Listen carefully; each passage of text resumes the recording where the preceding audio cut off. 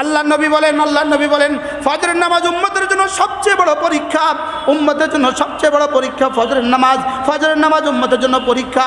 এবার আল্লামা ইবনুল কাইয়িম আল জাওজিয়া বলেন পরীক্ষা এতটা কঠিন হয় না ছাত্রও পারে না, আবার এতটা সহজ হয় না যে পড়ে না সেও পারে। আল্লাহ তাআলা পরীক্ষা এতটা কঠিন নেন না, মুমিনও পারবে না, আর এতটা সহজ হয় না যেটা মুনাফিকও পারবে।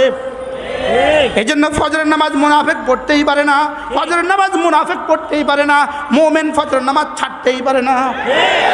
মুমিন ফজরের নামাজ কি পড়বো ইনশাআল্লাহ, ফজরের নামাজ আরো জোরে বলেন ফজরের নামাজ পড়বো। আচ্ছা জুমার নামাজের দাম বেশি না ফজরের নামাজের দাম বেশি? আরো জোরে। ফজরের নামাজের দাম বেশি, বলেন কোন নামাজের? জুমার নামাজের দাম বেশি না ফজরের নামাজের দাম বেশি?